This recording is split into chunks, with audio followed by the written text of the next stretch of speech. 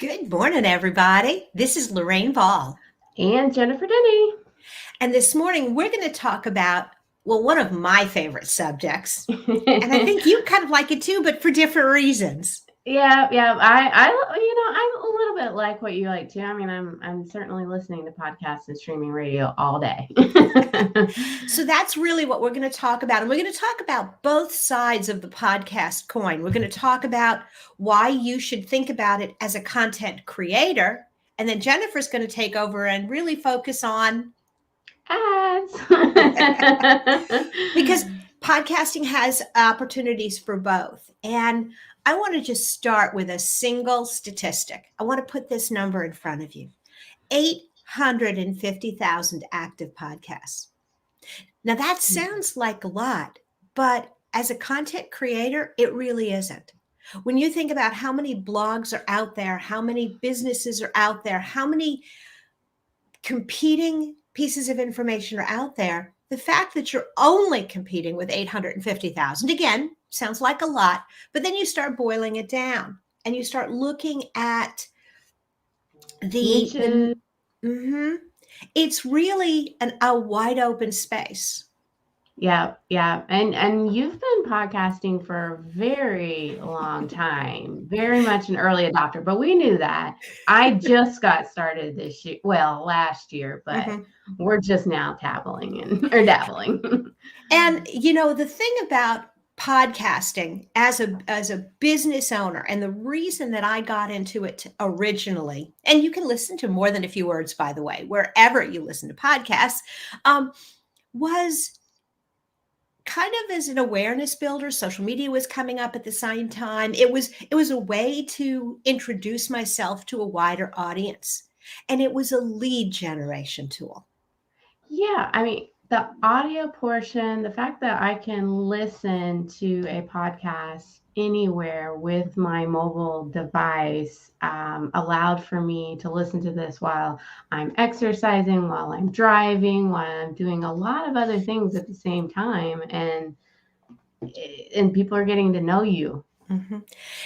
And that was the really big thing. And I actually had heard Bill Katsky, who's a sales trainer in Indianapolis, and he had a podcast even before me, and he talked about the fact that he had been doing it and he didn't even really know if a lot of people were listening, but then he got a call from someone who said, "Hey, I've been listening to your podcast and I'd like to talk to you."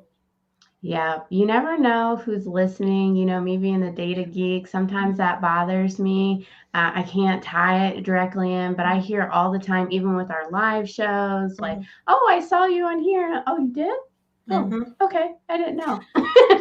And they're depending on the hosting tool that you use. And again, if you're going to start a podcast, my recommendation is record 3 to 5 episodes before you get started. Yep.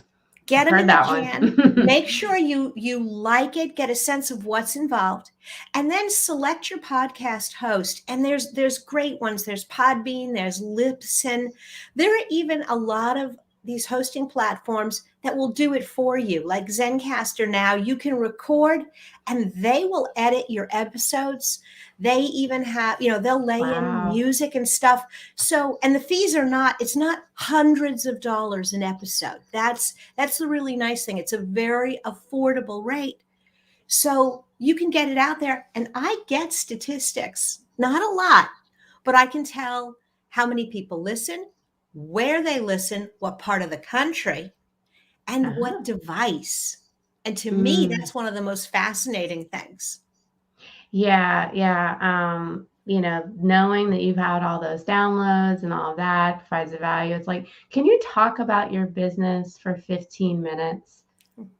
Can you talk about a topic for 15 minutes? That's all you have to commit to.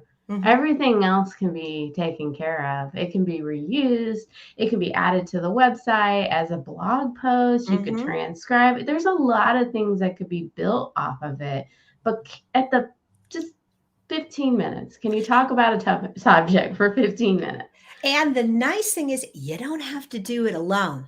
While I do some solo episodes every Sunday morning, my episodes during the week, and sometimes I do one and sometimes I do two, depending on how many people I've sort of lined up. They're interviews, they're conversations. Now, do I know? Okay, do I know a lot of the things that they're saying because I've been doing digital marketing for years? Yeah. But do Yeah. I ask the questions to make them the expert? Absolutely. And you know what? I get extra traffic to my website because after the episode goes live, they share it. Yes. Oh, Now, I'm just doing mine with my team. mm-hmm. So a little bit different. And I'm just trying to show the expertise on the team.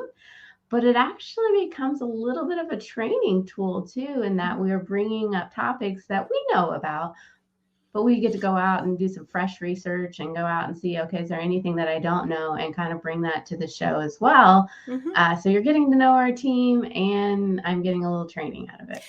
Absolutely. But then there's the other side of it. And so for some businesses, the decision either to make a podcast, and maybe you're going to have sponsors or maybe you're not. Word of caution, something like 50% of all podcasts get less than 25 downloads in the first week. Say At that that, again. more than half of all the podcasts out there. So half of those 850,000 only get 25 or less downloads in their first week. At that low level, you're not going to be a great candidate for somebody to go, oh, I want to advertise with you. That's a one-to-one relationship. You have to have 5,000 if you want to get on some of these other type platforms. Absolutely. But if you do get up into that higher level, you can join some networks where someone like Jennifer could come along and say, I want to be on a podcast. So, Jennifer, why are you talking to your clients about advertising? So, we've been talking about podcasts this entire time, and I've got to talk about the other audio is streaming radio. Mm-hmm. It is in the first time in history that traditional AM FM radio share is not as popular as streaming radio. Mm-hmm. Streaming radio has surpassed it. And so when that happens, I'm paying attention because that means it's coming up. AM FM dropped by 22%. Those streaming audio grew by 29%. So we've talked about how much podcasts have really grown. That's what I, think about is how much this is growing. So I'll stop there. No, but I mean that's huge. That if you want to reach an audience and think about your own use. Have you ever looked at a product or a service after hearing about it on a podcast? I have. Now, okay, one of my personal favorite podcasts is Pop Culture Happy Hour, and I listen because I learn about movies and TV shows and plays. I ended up in New York in a theater because of a comment on Pop Culture Happy Hour. Yeah. Yeah. I listen to revisionist history a lot, which takes history and revises it and gives it what it's truly about, and there's ads on there too. And I have certainly looked up things and further got into the paid space of podcasting. Okay. So if I'm thinking about this, I know from my side of it, I'm on a couple of sites where people can put up and say, hey, we want to sponsor. And they can they can decide what they want to pay.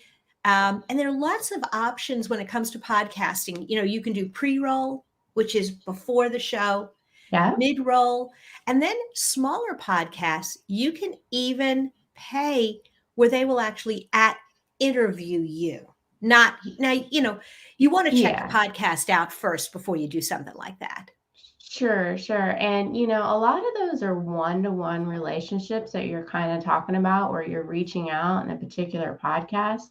But the space has really evolved to these platforms, just like Facebook or Google, where you can go on and you can directly buy from Spotify, from iHeart, from Audio Go, and you can get and see like how can I target on those.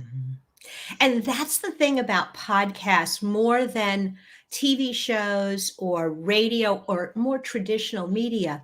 Most podcasts are very niche. The most successful podcasts are really niche. When I think about, what do I like? I'm not looking for the variety show. I'm Yeah. looking, okay, I'm in the mood for a little marketing. I'm in the mood for pop culture. I'm in the mood for politics. And I listen to that show, and that show has an audience. Yes. So you're talking about very specific shows. So let's talk about like kind of that targeting. Like you can get down all the way to the zip code to the entire country. You can just show on smart speakers, mobile, desktop. I could target by gender. I can target by behavior of the user. Are you a business owner? Are you a high income? Are you a homeowner?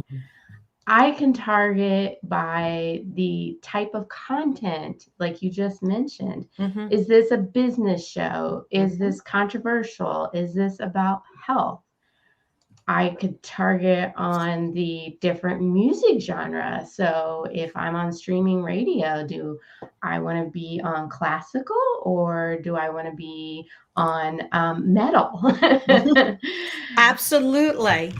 Yeah. So, I mean, there's a ton. And you mentioned earlier, like kind of the banners that can go along with this as well. Cool. So I think this is a good place to wrap up.